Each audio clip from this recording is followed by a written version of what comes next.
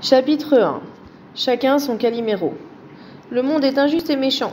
On abuse de ma crédulité. Parce que je suis petit et faible. C'est trop injuste.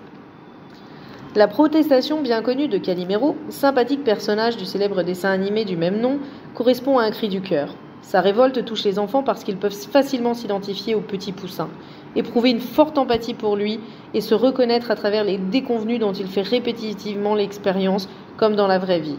Pour un enfant, la découverte de la vie passe autant par d'heureuses surprises et de grandes joies que par des déceptions et des peines.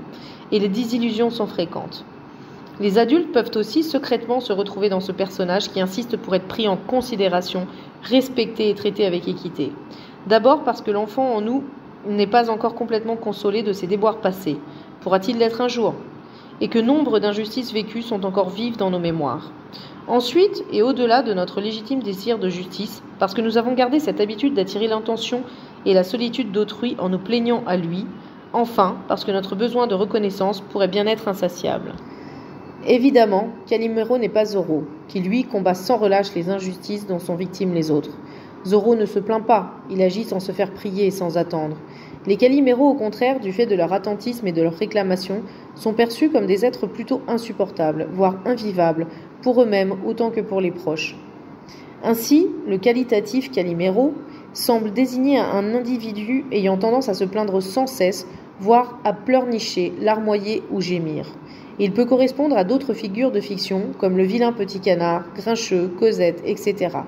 Il arrive que son utilisation manque de finesse et de nuance, particulièrement lorsqu'elle vise les êtres blessés à bout de force, ceux qui ont des raisons tangibles de se sentir incompris, mal considérés, rejetés.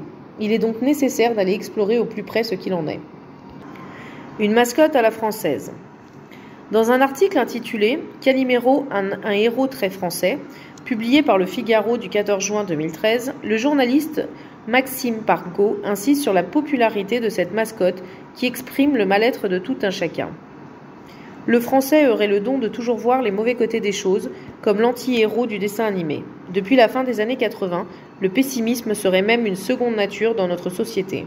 20 ans plus tard, une nouvelle génération, née avec la crise, peut-elle se reconnaître dans le spleen de Calimero ?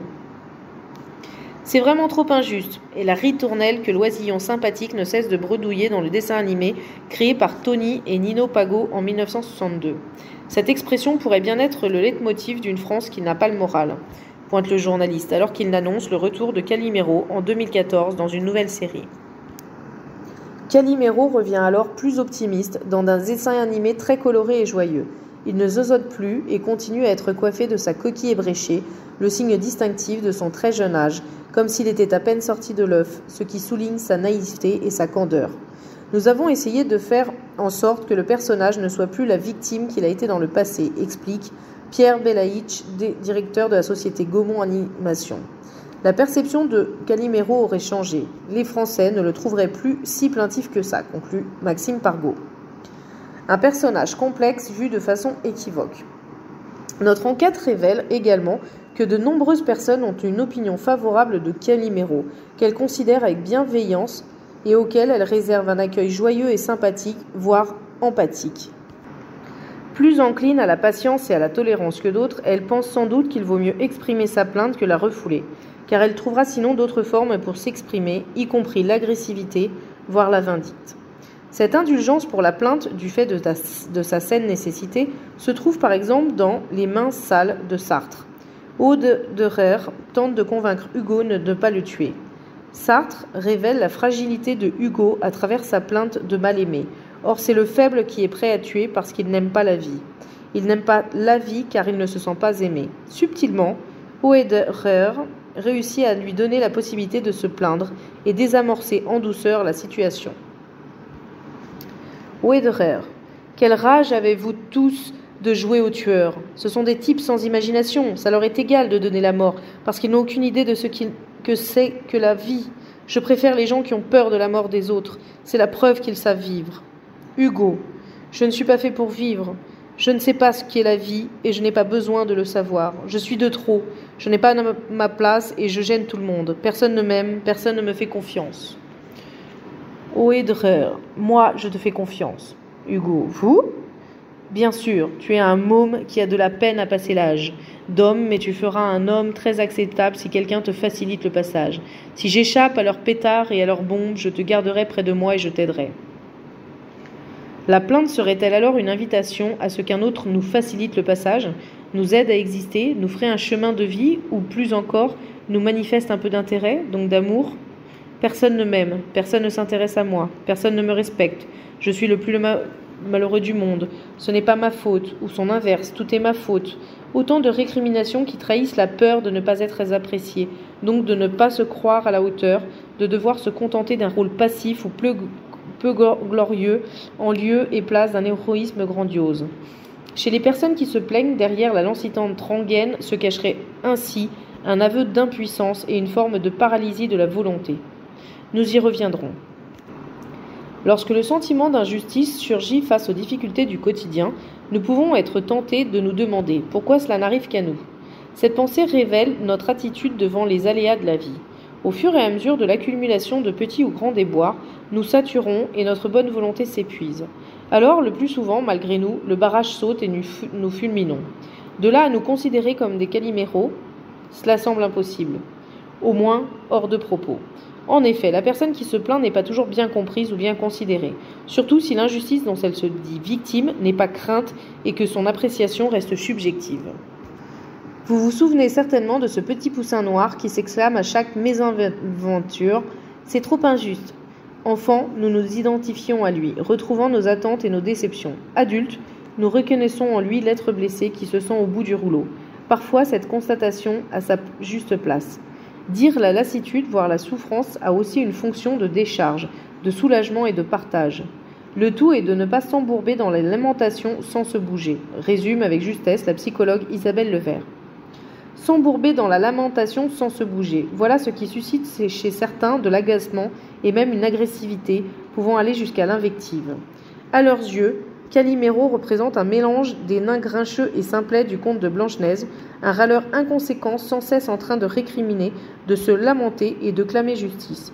Il semble avoir pris en grippe le petit héros naïf et spontané, au point de faire de son nom une insulte, une caricature du chienard infantile. Ne fais pas ta Cosette ou ton Calimero, ne fais pas ta chochotte. Calimero ne vaut guère mieux que Cosette, chochotte, grincheux ou autre géniard. Les qualificatifs ont une valeur péjorative et les formulations laissent entendre que la personne qui gémit le fait exprès pour se faire remarquer ou se mettre en valeur.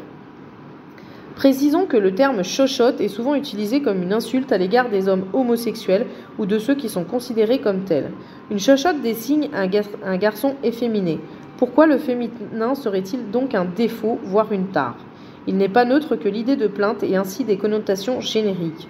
Se plaindre ne serait pas viril, donc peu valorisant, équation particulièrement machiste. Trouver sur un forum de discussion, la réponse d'une internaute à une femme que son compagnon a traitée de Calimero résume bien la complexité des affects associés au petit poussin noir. Un Calimero est quelqu'un qui ne pense pas être aimé ou qui a un sentiment d'injustice par rapport à quelque chose. Lorsqu'on voit le petit Calimero, il porte sans cesse son petit sac sur le dos, laissant penser qu'il s'est fait abandonner. Mais lorsqu'on traite quelqu'un de Calimero, c'est quand cette personne joue les mal-aimés. En bref, ton ami pense peut-être que tu te plains trop. Ce commentaire judicieux traduit l'ambivalence de la relation au personnage. D'un côté, on éprouve de la compassion envers le petit Calimero au petit sac. Sans doute le spectre de l'abandon, comme une terreur enfouie, explique-t-il cette commisération. En même temps, traiter quelqu'un de Calimero signifie que l'on attribue une part de fausseté à sa souffrance. La personne jouerait le mal-aimé. Soudain, elle est décrédibilisée. Ainsi s'exprime toute l'ambiguïté de la plainte que révèle ce personnage, dont le nom peut être utilisé dans un sens ou un autre. Comment le petit poussin abandonné, auquel chacun pouvait s'identifier de façon gratifiante, peut-il devenir un acteur plein de duplicité ? Calimero est-il un perdant digne de pitié ou un hypocrite sans scrupules ? Comment comprendre chez certains ce refus de Calimero ? Découle-t-il d'une volonté de retenue des émotions, si puissante qu'elle pousserait à envier la liberté, la spontanéité ou la vitalité de celui qui ose protester ? L'anti-Calimero trouve-t-il déplacé de maugréer alors que les injustices dont il a lui-même à souffrir sont tellement plus graves ? Considère-t-il la plainte d'autrui comme nécessairement superficielle, trop répétitive ou en porte-à-faux en comparaison à ce qu'il tait, lui ? Pour mieux cerner le personnage, interrogeons celles et ceux à qui il arrive d'être associé ou de se comparer à Calimero. Faire son Calimero. Dans un moment de déprime, Constance se surprend à penser. À la maison ou au travail, je me sens débordée. J'ai l'impression que c'est toujours ma faute. Soraya lutte depuis plusieurs mois contre la récidive d'un cancer difficile à soigner. Épuisée et particulièrement lasse, elle confie. Je me sens délaissée et incomprise. Après une forte déception, Clément se sent pas très bien. Triste, il doute. Parfois, il se sent fautif sans raison et se met à penser à son insu. Je n'ai rien fait. Pourquoi on me gronde ? Cette petite phrase venue spontanément à son esprit vient révéler l'enfant qui souffre en lui. Il dit avoir besoin d'être tranquille face à l'acharnement des contraintes et des obligations du quotidien. Voilà quelques exemples caractéristiques de ce que l'on appelle faire son Calimero. Comment cette invective est-elle vécue et comprise par ceux à qui elle s'adresse ? Quels sont les ressentis qu'ils éprouvent au juste ? Christopher reconnaît que lorsque ses amis le traitent de Calimero, c'est plutôt lié au fait qu'il se plaint de petites choses sans importance, plus par habitude que par réel ressentiment. Il s'agirait là surtout d'un pli, d'une sorte de réflexe de mécontentement qui le pousse à maugréer, peut-être même d'une tendance à considérer la réalité de façon désabusée et pessimiste. Macha, quant à elle, raconte. L'an dernier, quand j'étais en classe préparatoire, mon père m'a comparé à Calimero. C'était lié au fait que je voyais tout en noir. J'étais incapable d'avoir un regard positif sur ce que je faisais. Je me plaignais de mes résultats au concours, que je percevais à ce moment-là comme décevants. Je n'aimais pas qu'on me sous-entende par cette appellation que je cherchais à me victimiser. En même temps, j'avais conscience que cette dévalorisation constante de moi-même, mêlée à un réel sentiment d'impuissance, me faisait vraiment souffrir. C'est surtout pendant les années de classe préparatoire que ce sentiment d'injustice, qui m'apparaissait paradoxalement comme fatal, a été le plus fort. J'entendais mon père dire parfois à propos de moi « J'en ai assez de ces gémissements ». Je me demandais pourquoi je m'infligeais un traitement aussi dur, pourquoi j'étais aussi méchante envers moi-même et pourquoi, par la plainte, je voulais que tout le monde, y compris moi et surtout ma famille, voie à quel point j'étais une personne lamentable. Les personnes qui gémissent ont-elles toutes une aussi piètre idée d'elles-mêmes ? Une chose est sûre, un sentiment d'injustice désempare celui ou celle qui l'éprouve et suscite une vive tristesse, comme le confirme Macha. Cela me rendait triste, je me sentais pas bien et délaissée. C'était comme si le sentiment d'injustice entraînait un repli sur soi toujours plus grand. J'avais aucune capacité à répondre à l'injustice. Je pouvais pas m'affirmer. J'étais toujours réduite à une attitude infantile. Voilà un point très important à notre avis, car ce qui spécifie Calimero, ce n'est pas tant la plainte, qui est universelle, nous le verrons bientôt, mais bien le fait qu'il s'agit d'un petit personnage représentant un très jeune enfant. Traiter quelqu'un de Calimero serait donc mettre en évidence sa position d'enfant dans une relation en particulier ou dans la vie plus largement. De là à l'infantilisation, il n'y a qu'un pas. Dans bien des circonstances et pour bon nombre d'individus, un enfant malheureux prête à sourire, voire suscite la moquerie. Son désarroi est facilement considéré comme dérisoire, ridicule, méprisable ou taxé de faiblesse. Au mieux, la peine de l'enfant est minimisée ou rapidement assignée au silence. En fait, enfant ou pas, la souffrance de l'autre gêne. Elle déstabilise ou rebute. Il lui est donc demandé de ne pas trop en faire état. Même chez un adulte dans la maturité, la posture de Calimero donne à voir l'enfant incompris, malheureux, quelquefois inconsolable qu'il a été ou prétend être encore, d'une certaine façon. De l'enfant timide et sincère qui a eu un réel besoin d'attention à Sa Majesté le bébé, qui épuise la bonne volonté de son entourage par ses exigences tyranniques et son désir d'être au centre du monde, le fossé est grand. Plaignants légitimes et plaintifs abusifs ne se ressemblent pas, même s'il peut être difficile de les départager à partir des seules apparences souvent trompeuses. Sous des allures de gros dur, selon ses propres termes, pouvant se montrer abruptes, voire dédaigneux, et en contradiction avec un discours volontiers moraliste, Roland reconnaît « J'implore ma femme. Console-moi, je suis un petit garçon. En voyage, alors que j'ai lourdement insisté pour partir loin, je lui serine. Je me sens pas bien, j'ai peur d'être malade, je veux rentrer à la maison, j'ai besoin d'un cocon, et je me repose sur ma femme comme avant sur ma mère. » Après ce voyage, avec le recul, Roland est lucide sur lui-même et sur son comportement insupportable pour ses proches, surtout pour son épouse. Le recours à la plainte lui semble correspondre à un mécanisme répétitif qu'il croit inévitable. « Je suis incapable de m'extraire de moi et de mes bobos.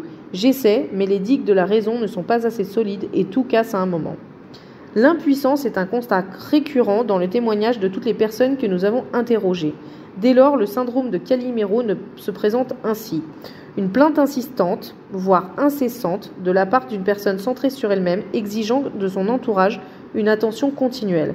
Et tout se passe comme si cette manœuvre impérieuse constituait l'aveu implicite d'une impuissance à penser à autre chose qu'à ses infortunes réelles ou imaginaires, révélant plus profondément une incapacité à vivre vraiment son existence ou à oser être soi. Comme Masha, Heidi met en avant l'injustice lorsqu'elle évoque son histoire. Celle qui dit avoir été longtemps un vrai Calimero se définit comme une femme hypersensible, aimant la compagnie et ne supportant pas l'injustice. Voici d'après les croyances ou les affirmations qui caractérisent ce type de personnalité. Les autres m'en veulent, ils font exprès d'être désagréables avec moi, ils ne me comprennent pas, si quelque chose ne va pas, on va penser que c'est à cause de moi, tout le monde passe devant moi, personne ne tient compte de moi, c'est encore moi qui vais être accusé. Je suis rejetée tout le temps. Tout le monde se moque de moi. J'ai peur d'être en public, d'être regardée. Je suis malheureuse, je suis abonnée au malheur. Je ne suis pas faite pour le bonheur. Je suis trop petite, trop vulnérable pour y arriver.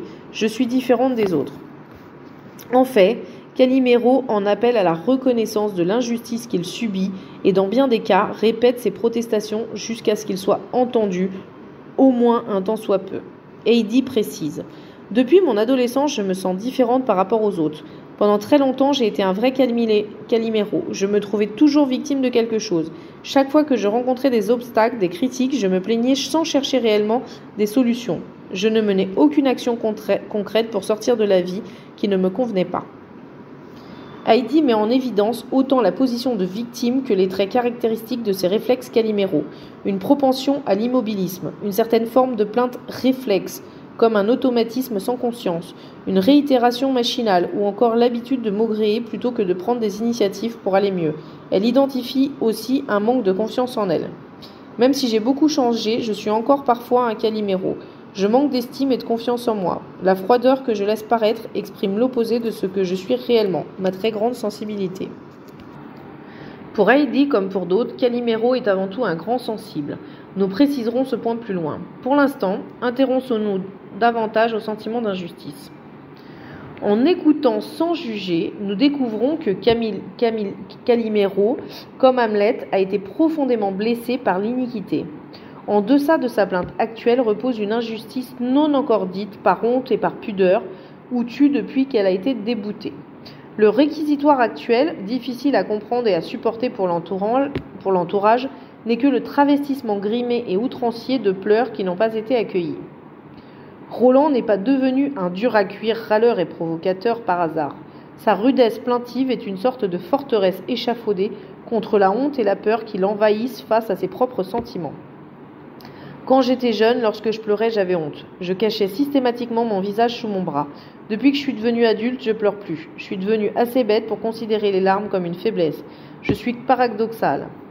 À moins d'être complètement insensibles, les individus qui ne pleurent pas et n'expriment pas leur vrai malheur peuvent avoir tendance à se lamenter d'injustices présentes sans grande importance, par crainte d'exprimer là où les injustices passées qu'ils n'ont pas pu faire entendre et desquelles ils n'ont pas été consolés. Par conséquent, une plainte peut jouer le rôle de paravent, escamotant un abus plus important et non résolu, dont il ne semble plus légitime de parler et qui a été complètement occulté. Les gémissements du prince Hamlet, autant que ses doutes et ses atermoiements, nous renseignent sur la scélératesse fondamentale qu'il tente de faire entendre et reconnaître. L'assassinat de son père par Claudius, qui dérobe au roi son trône et sa femme tout à la fois. On peut difficilement connaître pire improbité. La scène 2 du troisième acte de la tragédie de Shakespeare montre Hamlet jouant dans une pièce de théâtre qu'il a lui-même conçue pour faire comprendre à Claudius qu'il connaît le meurtre dont il est coupable. Ainsi sont la plupart des Caliméros. Inconsciemment, ils se servent du subterfuge des protestations, discrètes ou appuyées, parfois lancinantes, pour tâcher d'exprimer les blessures d'injustice dont ils ont eu à souffrir et qui ne sont encore ni attestées ni soignées. Honnête envers elle-même, Masha précise « Je ne me souviens pas d'une grande injustice. Je dirais juste que j'ai ressenti de nombreux actes ou des prises de décision de mon entourage au quotidien comme des injustices. J'ai souvent eu l'impression que mes parents privilégiaient mon frère et ma sœur. » Cette douleur de se sentir moins favorisé qu'une sœur ou un frère, voire défavorisé par rapport à eux, existe dans toutes les familles, de façon plus ou moins aiguë. Comme je suis l'aîné de ma famille, on faisait moins attention à moi et on exigeait plus de moi. Ma petite sœur était chouchoutée et ma mère a toujours eu un lien fort avec mon petit frère en raison de sa malformation à la naissance et des opérations douloureuses dont il a été victime quand il était bébé. Un jour, par exemple, mon frère et ma sœur ont réclamé un chien à mes parents. J'étais opposée à cette idée. Je l'avais fait savoir clairement car je ne voulais pas avoir à m'en occuper. Mon frère et ma sœur ont juré qu'ils s'occuperaient du chien. Mes parents ont accepté leur demande. Quand le chiot est arrivé à la maison, j'ai rapidement dû m'en occuper car mon frère et ma sœur ont très vite jugé qu'ils avaient autre chose à faire que de sortir le chien en semaine et que le week-end, ils avaient bien le droit de faire la grasse matinée. Alors que j'avais beaucoup plus de travail scolaire à accomplir et que je prenais peu de temps pour moi, mes parents m'ont imposé des sorties fréquentes du chien. Dès que j'avais un peu de temps libre ou même quand je n'en avais pas, mais que j'étais occupée à faire mes devoirs à la maison, on exigeait de moi que je sorte le chien. Pour Masha, l'injustice est réelle. Elle est d'autant plus patente et difficile à supporter que la jeune fille avait pris les devants en exprimant son désaccord avant même que ses parents ne décident d'avoir un chien. Le récit de cette iniquité lui permet aussi de mettre en évidence d'autres inégalités et d'autres négligences plus fondamentales. De manière générale, j'ai toujours trouvé très injuste qu'on ne reconnaisse pas tous les efforts que je faisais pour aider ma mère à la maison. Comme dans bien des situations de différentes natures, le père de Masha était-il fondé à traiter sa fille de Calimero sans vouloir aucunement le juger? N'aurait-il pas été plus judicieux et plus aidant de simplement demander à Masha ce qui la faisait tout tant souffrir? La question qui se pose pour chacun de nous est celle du discernement. Nous l'explorons tout au long de cet essai, parallèlement aux avancées de notre réflexion. Car n'est-il pas injuste de nier l'injustice en dénigrant la personne qui la met en évidence? N'est-ce pas même redoubler d'injustice que de la dédaigner tout en méprisant celui qui l'a subie?